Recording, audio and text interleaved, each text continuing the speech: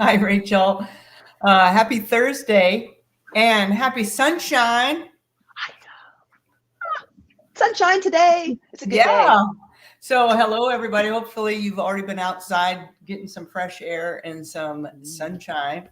But I'm Dr. Julie Gilbert, and this is Rachel Matthews.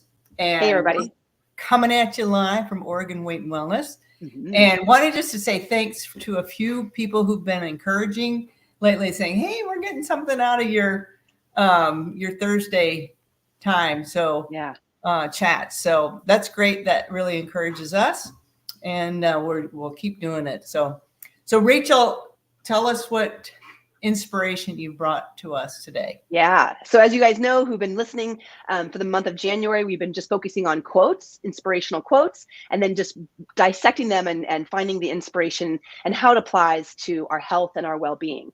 So this comes from a motivational speaker. I believe his name is Brendon Burchard. I think I got that right.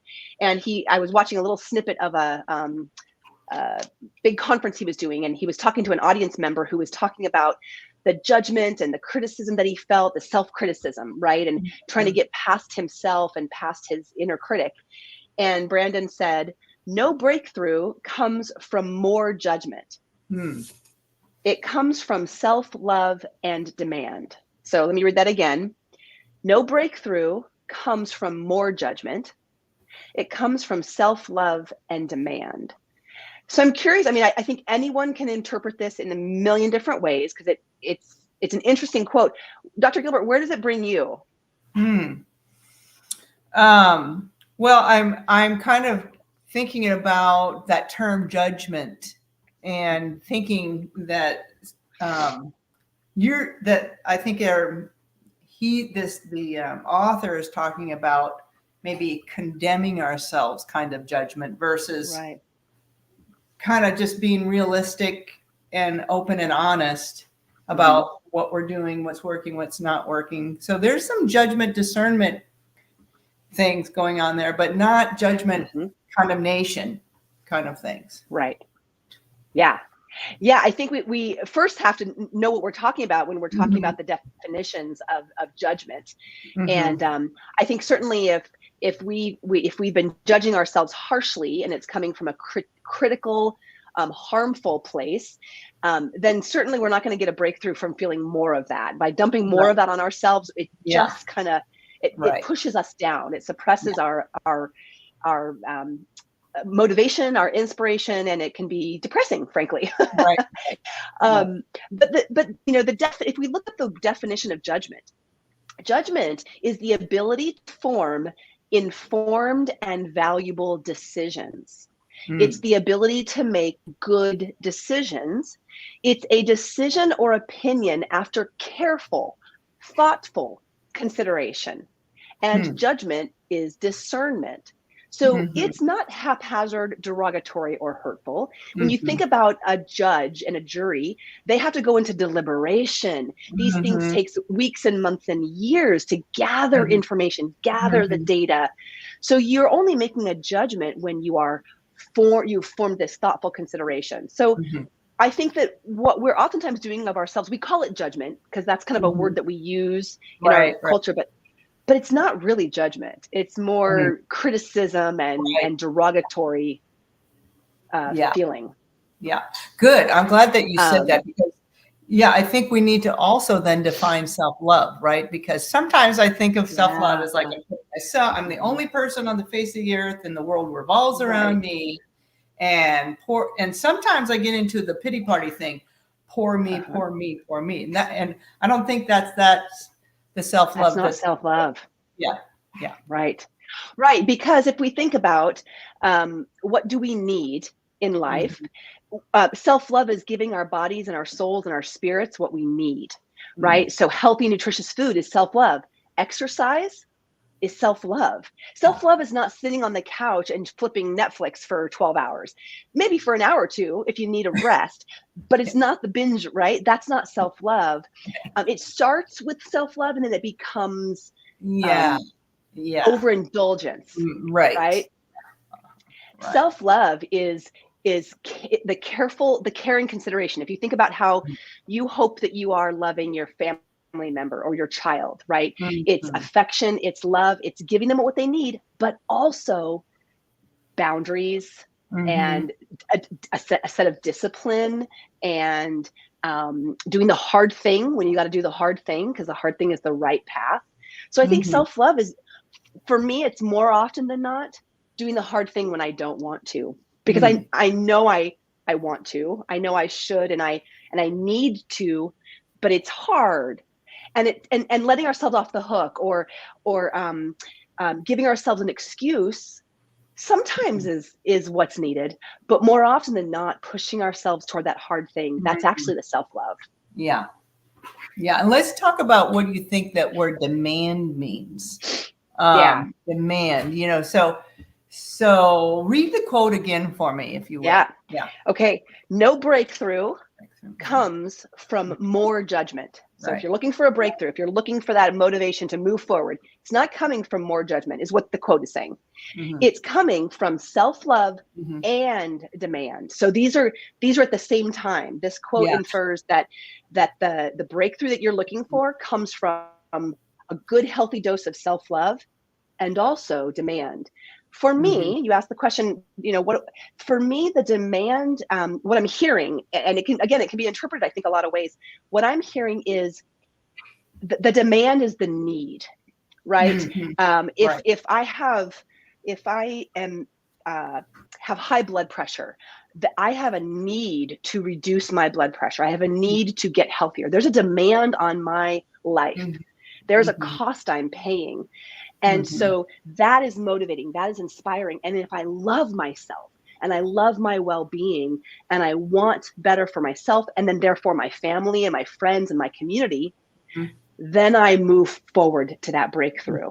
But so to me, that's how I hear demand. Do you hear it similarly, or is there something else? Yeah, I think so. I was thinking, when I heard demand, I was always thinking like pain. What is there kind of the pain in my life that I need to, that is demanding something different from me? Attention, right. And so how do I look at myself in a realistic way to figure out something different than I need to do? And the other thing I thought about demand was responsibility. What are the responsibilities in my life where I need to show up as my best self, which requires attention to myself, not over attention, but not under attention, so this, So what are the responsibilities in my life? What are that's what I was thinking. I love that. So pain point, right? So what's my pain point that needs attention, that's asking for attention, is demanding attention, really? These pain points start to demand attention.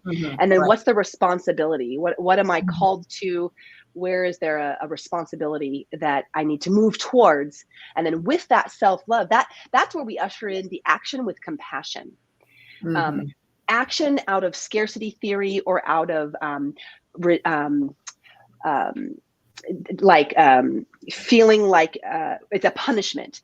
That can only last so long. It's got to come from a place of self-love, love for others, love for the betterment of yourself, of your humanity, of the community. And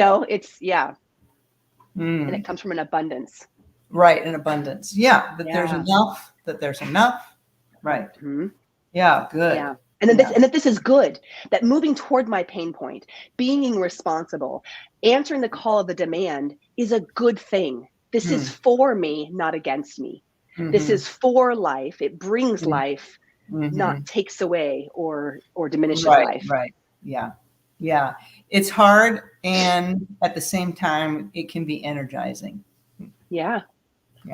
Think about whenever you've done anything hard, whether it's write that paper in school, but when you're done, you're like, woo, right? Celebration. You feel so proud. You're calling your mom, and you're like, I finished it. I did it.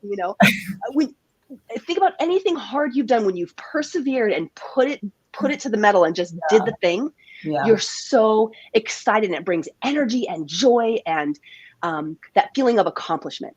Right. Yeah. Little, because that's more than dopamine. Dopamine lasts, but it's serotonin, right? Yeah. Well, it's hitting the oxytocin too a little bit. Yeah, especially if you're connecting with others over it, right? If you're sharing it with loved ones, or others are saying, "Hey, great job! I'm so proud of you." That's that warm fuzzy. That's right. Yay! Good. All right. Well, thanks for bringing that. And I know that we're talking about our next. We'll keep going on with this, but we're also talking about what our next topic is for our big topic. In the meantime, Rachel, what's for dinner? Ooh, so for dinner tonight, I've been sick this week and shopping has not happened, grocery shopping. So we have been pantry diving. And here's what's so cool. Onions, carrots, and celery last in the refrigerator a really long time. So I knew I had the base for an awesome soup-based thing. And I have a 15 bean big container in my pantry of all the different beans and lentils. And boom, I have 15 bean soup. So I made that last night in the Instant Pot. And it was so savory. It had smoked paprika. That makes all the difference. Smoked paprika, cumin, cayenne, and then just a little bit of salt and pepper and, veggie broth. So good. So that was for dinner last night, and it's going to be leftovers for tonight. Oh, wonderful. That's great. Yeah. How about you? Yeah. Well, I actually signed up for another cooking class. So I'm doing one. I signed up Kenny, my husband, for one. And so he made another dish last night, which had whatever vegetable you had in the refrigerator, root or whatever it was, your wilted greens that were saying, use me soon. Yeah. And then it used chicken. And the real takeaway is that there wasn't a lot of salt. They used lemon juice, because what I'm learning is that lemon juice kind of touches the same points on your tongue, taste bud areas that salt does. So if you need to reduce salt in your diet and you want flavor, lemon juice. Yeah. It was amazing. It was delicious. Yeah. So that was last night, and then left over for tonight. Oh, that sounds so good. It was really good. Isn't it fun to learn these little culinary tips that you just had no idea? Right. And once you learn it and you apply it one time in something you make, then you get it. You get the hang of it. Yeah. And it can be really fun. Like cooking and exploring food and the chemistry of food can be really, really, and it's fun, and it doesn't have to be hard or complicated. You can go as deep as you want. Yes, right. Exactly. Yeah. I'm exploring. So I'm learning how to make date paste as a substitute for refined sugar and brown sugar, white sugar and brown sugar. And so I'm seeing my grandkids this weekend. I'm going to use date paste in an oatmeal cookie recipe and see if they make any fuss about it. And I bet they won't. And look at all that fiber you're giving them. Yes, I know. They won't even know. There's going to be oats in there. I'm going to throw some hemp seeds, some chia. I'm grinding some flax. I'm putting it all in. It's going to go all in. That's going to be great. Oh, I can't wait to hear how they like it and what the comments are, what they discover about the cookie different. Yeah. That sounds all right. Well, all right. Well, thanks. Yeah, go ahead. Yeah, I wanted to say really quick, we're so glad you guys are here, and we're so thankful for the comments and the feedback we've been getting. And we want to encourage you to continue to invite other people to follow and listen along. So if you're watching this in YouTube, please like it. Please hit the subscribe button, make a comment. All of those things make this more discoverable by other people. And gosh, if you're at work and you've got friends or family members that you could share this with, it would make an interesting conversation at the next water cooler break or at your next coffee break with your friends. If you're listening and watching the same information and it's based around health and well-being, suddenly you have a shared interest and something where you can help hold each other accountable, and the conversation can be surrounding these healthy, inspiring conversations. So I want to encourage you to invite friends and family. Let's kind of continue to create this community. Awesome. Thanks for that, Rachel. Okay. All right, everyone. Enjoy the sunshine in the rest of your day. Bye, everybody. Bye.